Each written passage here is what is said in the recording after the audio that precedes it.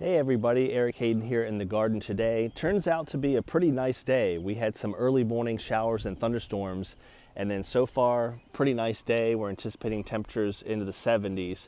The point of this video is to give you a little bit of a garden update, but also re-emphasize what you can be doing in the garden based on the weather. Weather plays such a crucial role.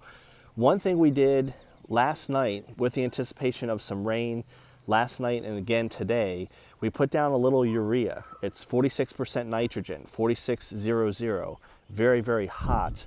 And what I mean by that is it can burn plants if it's not watered in. But right now we've got a lot of green leaves that are really looking good. This is Cajun Moon. You can see the bud at the top. So the plants are looking for some nitrogen. I like to put something down like urea if rain is in the forecast.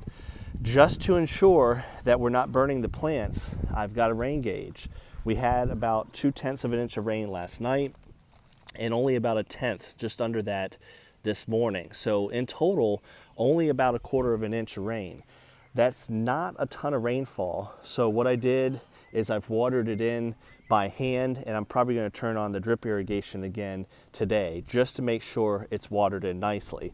But with that rainfall, you can't even see the little white pearls on the ground. So it did wash in. Now I just got to ensure that the plants are getting sufficient water because I don't want any of these things getting burned.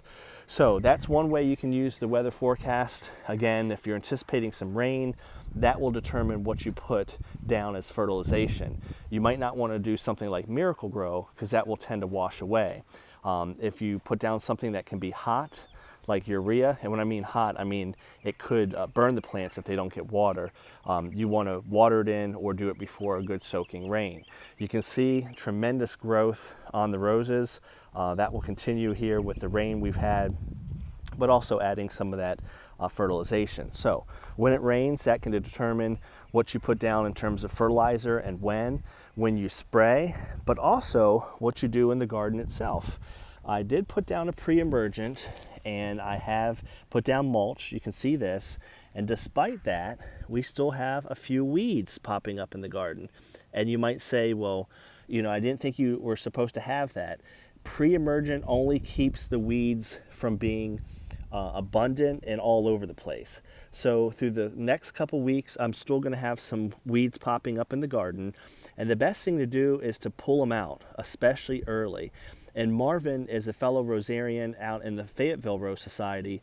I had never heard this expression. I always knew it was good to pull the weeds out after it rains because it's much easier.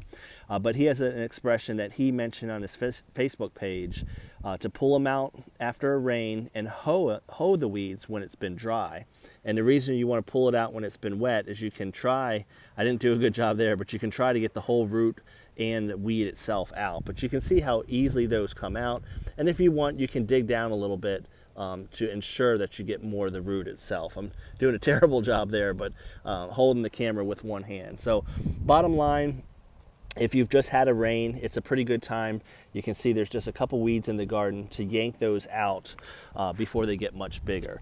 The pre-emergent, the mulch, that combination should keep the weeds from getting too out of control. But again, you can see there are some spots in the garden that have some weeds. I'll last leave you with some of the roses. This is Randy Scott. The majority of them are in the bud form. Usually when they're anywhere from the size of a pea to a little larger, you're talking a couple weeks away. So we're the middle part of April, and our usual peak bloom is usually about the second week of May here in the eastern part of the state.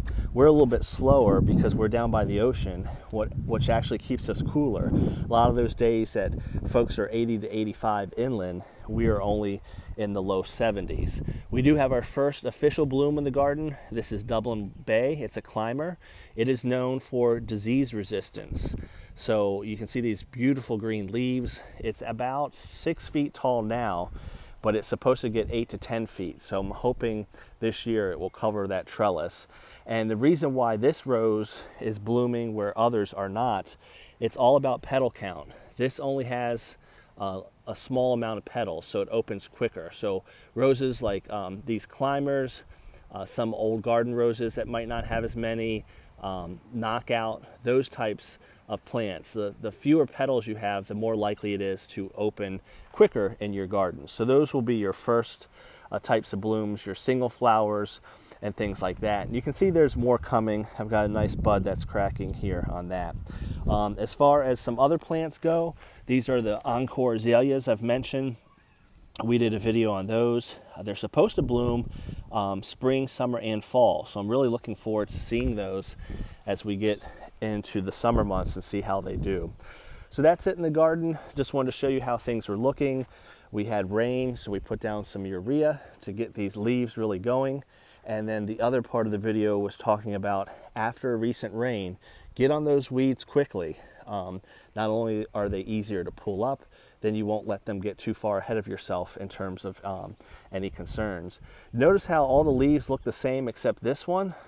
The reason this is an old garden rose, Yolande de Aragon, 1843, actually rooted this from my dad's garden. So this is an own root rose. You can see it's just as big as all the other ones, but some different leaves, much lighter color of green leaves than the others. Hope everybody's enjoying the weather. It's warm here, but we are going to cool down like a lot of us here through the middle part of April. Have a great day, and as always, I appreciate the new subscribers. Follow along, share your comments below. What are you doing in your garden right now? Are you weeding? Are you fertilizing, mulching, pruning? I know we're at all different stages depending on where we live.